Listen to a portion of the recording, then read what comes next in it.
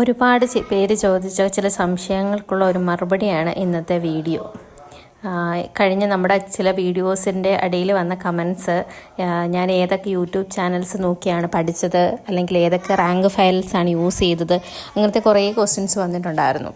നിങ്ങളിപ്പോൾ ഈ വീഡിയോയിൽ കാണുന്ന ഈ പുസ്തകങ്ങളെല്ലാം തന്നെ PSCയുടെ പഠനവുമായിട്ട് ബന്ധപ്പെട്ട് ഞാൻ വാങ്ങിച്ചിട്ടുള്ള പുസ്തകങ്ങളാണ്. എനിക്കെന്തോ അതായത് പുതിയൊരു എക്സാം വരുമ്പം LDC എക്സാം വരുമ്പം അതുമായിട്ട് റിലേറ്റ് ചെയ്തിട്ട് ഏറ്റവും ലേറ്റസ്റ്റ് ആയിട്ടുള്ളൊരു ടെക്സ്റ്റ് വാങ്ങിക്കണം, അത് ഫുള്ള് പഠിച്ചു കഴിഞ്ഞാൽ ഒരു കോൺഫിഡൻസ് കിട്ടും എന്നൊക്കെയുള്ളൊരു തോന്നലിൻ്റെ പുറത്താണ് ടെക്സ്റ്റ് വാങ്ങിക്കുന്നത്. സത്യം പറഞ്ഞാൽ ഇതിൽ ഇത്രയും പുസ്തകത്തിൽ ഒരു 2-3 പുസ്തകങ്ങൾ മാത്രമേ ഞാൻ കുറച്ചെങ്കിലും യൂസ് ചെയ്തിട്ടുള്ളൂ. ബാക്കിയെല്ലാം വെറുതെ വാങ്ങിച്ചു വെച്ചതാണ്. അപ്പം ഈ ഒരു ഒരുവിധപ്പെട്ട PSC പഠിക്കുന്ന എല്ലാവർക്കും ഉണ്ടെന്നാണ് എനിക്കൊരു തോന്നൽ. അതായത് നമുക്ക് വരുന്ന ലേറ്റസ്റ്റ് എക്സാം ഏതാണോ അതുമായിട്ട് റിലേറ്റ് ചെയ്തിട്ടുള്ള ഏറ്റവും അപ്ഡേറ്റഡ് ആയിട്ടുള്ള ഒരു പുസ്തകം വേണം, എന്നാലേ നമ്മുടെ പഠിത്തം ശരിയാവൂ എന്നുള്ളൊരു തോന്നൽ നമുക്ക് ഇപ്പോഴും എനിക്ക് ആ ഒരു തോന്നലുണ്ട്. എൻ്റെ ഒരു ഒപ്പീനിയൻ പറയുകയാണെങ്കിൽ അതിൻ്റെ ആവശ്യമില്ല. നമുക്കൊരു ഗൈഡൻസിന് ഒരു പുസ്തകത്തിൻ്റെ മാത്രം ആവശ്യമുള്ളൂ. പിന്നെ നമുക്ക് ഇന്നത്തെ ഒരു സാഹചര്യത്തിൽ യൂട്യൂബിൽ ഒരുപാട് കണ്ടൻറ്റ് അവൈലബിൾ ആണ്. പിന്നെ ഈ ഫോണൊന്നും യൂസ് ചെയ്ത് പഠിക്കാൻ താല്പര്യമില്ലാത്തവർക്ക് ഈ ടെക്സ്റ്റ് വാങ്ങിക്കുന്നത് പ്രയോജനപ്പെടുമായിരിക്കും. എനിക്ക് കൂടുതലും, ഞാൻ നേരത്തെ പറഞ്ഞിട്ടുള്ള പോലെ തന്നെ, ഞാൻ ഈ ക്ലാസ് കേട്ടോണ്ട് പഠിക്കുന്ന ഒരാളാണ്.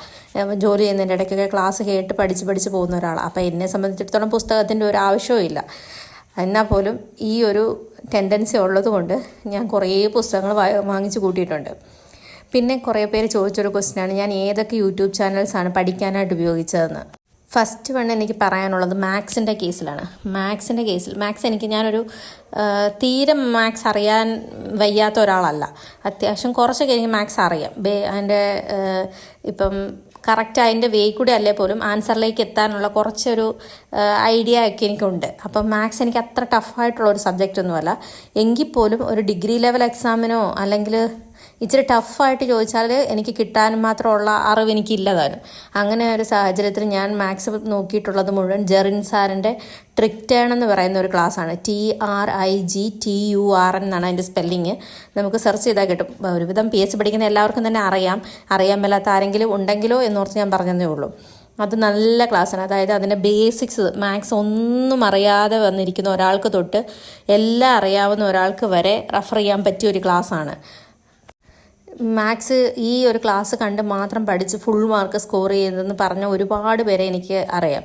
അങ്ങനെ അത് പ്രോപ്പറായിട്ട് ഫോളോ ചെയ്ത് ഉറപ്പായിട്ടും മാത്സിന് നമുക്ക് നല്ല മാർക്ക് സ്കോർ ചെയ്യാൻ പറ്റും.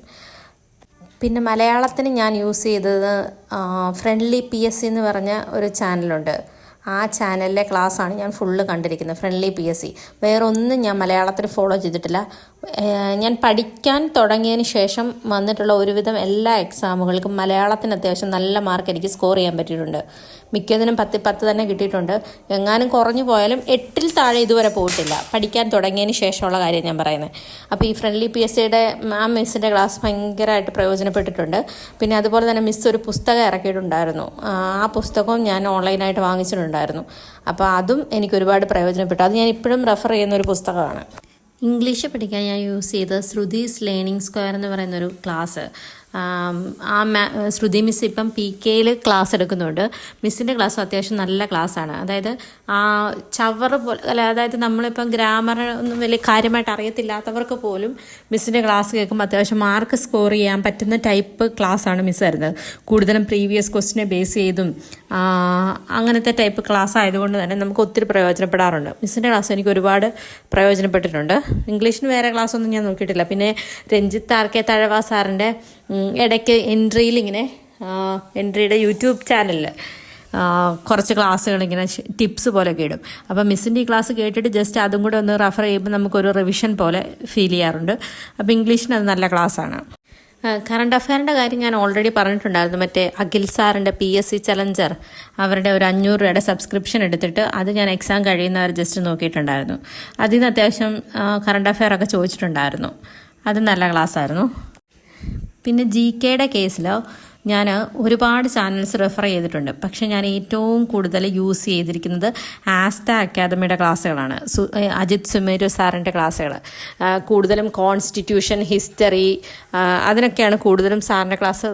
നല്ല എഫക്റ്റീവാണ് സാറ്. അതിന് ഒരു കഥ പോലെയാണ് നമുക്കിങ്ങനെ ക്ലാസ് എടുക്കുന്നത്. അപ്പം നമുക്കതിങ്ങനെ ഒരു പിക്ചറൈസ് ചെയ്ത് ഓർത്ത് വെക്കാൻ പറ്റുന്ന ടൈപ്പ്. അല്ലെങ്കിൽ നമുക്കിപ്പം ജോലി ചെയ്യുന്നതിൻ്റെ ഇടയ്ക്ക് ക്ലാസ് കേൾക്കുമ്പോഴും സാറിൻ്റെ സൗണ്ട് നമുക്കിങ്ങനെ നമ്മുടെ ഇങ്ങനെ ചെവിയിലിങ്ങനെ മുഴങ്ങുന്ന പോലത്തെ സൗണ്ടാണ്. അപ്പോൾ അതെനിക്ക് ഒരുപാട് പ്രയോജനപ്പെട്ടിട്ടുണ്ട് സാറിൻ്റെ ക്ലാസ്. ജിയോഗ്രഫിക്ക് മിസ്റ്റർ ആൻഡ് മിസ്സസ് PS എന്ന് പറയുന്ന ക്ലാസ്സിന് ആ സാറ് നന്നായിട്ട് നമുക്ക് മനസ്സിലാവുന്ന പോലെ പടമൊക്കെ വരച്ച് നമുക്ക് മെമ്മറിയിൽ നിൽക്കുന്ന പോലെയാണ് ക്ലാസ് എടുക്കുന്നത്. അപ്പോൾ ജിയോഗ്രഫിക്ക് സാറിൻ്റെ ക്ലാസ് അത്യാവശ്യം നമുക്ക് നല്ലതായിരുന്നു. GK ഈ ക്ലാസ്സുകൾ മാത്രമല്ല, വേറെ ഒരുപാട് മൻസൂർ അലി സാറിൻ്റെ ക്ലാസ്സുകൾ, പല ക്ലാസ്സുകൾ റെഫർ ചെയ്തിട്ടുണ്ട്. കൂടുതൽ യൂസ് ചെയ്തിരുന്നത് ആസ്റ്റ അക്കാദമിയുടെ ക്ലാസ്സുകളായിരുന്നു എന്നുള്ളതേ ഉള്ളൂ. അപ്പോൾ ഇതൊക്കെയാണ് ഞാൻ യൂസ് ചെയ്തിരുന്ന യൂട്യൂബ് ചാനൽസ്. ഞാൻ റെഫർ ചെയ്തിരുന്ന റാങ്ക് ഫയൽ ഏതാണെന്ന് ചോദിച്ചാൽ അങ്ങനെ ഒരു പർട്ടിക്കുലർ റാങ്ക് ഫയൽ പറയാനില്ല. ഞാൻ ഈ കാണിച്ചല്ലോ. കൂടുതൽ പക്ഷേ യൂസ് ചെയ്തിരിക്കുന്നത് ലക്ഷ്യയുടെ ഒരു റാങ്ക് ഫയൽ. അത് ആ സ്റ്റാർട്ടിങ് സ്റ്റേജിൽ പഠിച്ചിരുന്നത് ലക്ഷ്യയുടെ ഒരു റാങ്ക് ഫയലാണ്. ലക്ഷ്യയുടെയും ടാലൻറ്റിൻ്റെയും ഒക്കെ അത്യാവശ്യം സ്റ്റാൻഡേർഡ് ടെക്സ്റ്റ് തന്നെയാണ്. ഇതൊക്കെ ഞാൻ നേരത്തെ പറഞ്ഞ പോലെ തന്നെ ഒരു റെഫറൻസിന് യൂസ് ചെയ്യാവുന്നേ ഉള്ളൂ ഇനിയുള്ള കാലത്ത്. ഇനി മുന്നോട്ടുള്ള എക്സാമുകൾക്കൊക്കെ ഒരു റാങ്ക് ഫയൽ മാത്രം പഠിച്ചതുകൊണ്ടൊന്നും ഒരു എക്സാമും ക്രാക്ക് ചെയ്യാൻ പറ്റത്തില്ല. അതിന് വേറെ സോഴ്സുകളിൽ നിന്നും ഒക്കെ ഇൻഫർമേഷൻ കണ്ടുപിടിച്ച് ഇച്ചിരി കാര്യമായിട്ട് തന്നെ പഠിക്കണം. കോമ്പറ്റീഷനും അത്യാവശ്യം നന്നായിട്ട് കൂടിയിട്ടുണ്ട്. അപ്പോൾ അതിനനുസരിച്ച് നമ്മുടെ പഠിത്തത്തിലും അപ്ഡേഷൻസ് കൊണ്ടുവരിക. കോച്ചിങ് എടുക്കാൻ പറ്റുന്നവരൊക്കെ ഒരു കോച്ചിങ് എടുക്കാൻ ശ്രമിക്കുക. കോച്ചിങ് ഇല്ലെങ്കിലും പഠിച്ചെടുക്കാം. അത് പക്ഷെ കുറച്ചും കൂടി ഒരു കൺസിസ്റ്റൻ്റ് ആയിട്ട് പഠിക്കാൻ പറ്റുന്ന ആൾക്കാർക്കൊക്കെയാണ്. ഇപ്പം മടി പിടിക്കുന്ന ആൾക്കാരെ സംബന്ധിച്ചിടത്തോളം ഒരു കോച്ചിങ് ഒക്കെ എടുക്കുകയാണെങ്കിൽ നമ്മൾ റെഗുലറായിട്ട് ക്ലാസ്സിനൊക്കെ പോകുമ്പോൾ പഠിക്കാനുള്ള ഒരു തോന്നലും ഒക്കെ ഉണ്ടാവും. അതുകൊണ്ട് എല്ലാവർക്കും ഓൾ ദി ബെസ്റ്റ്.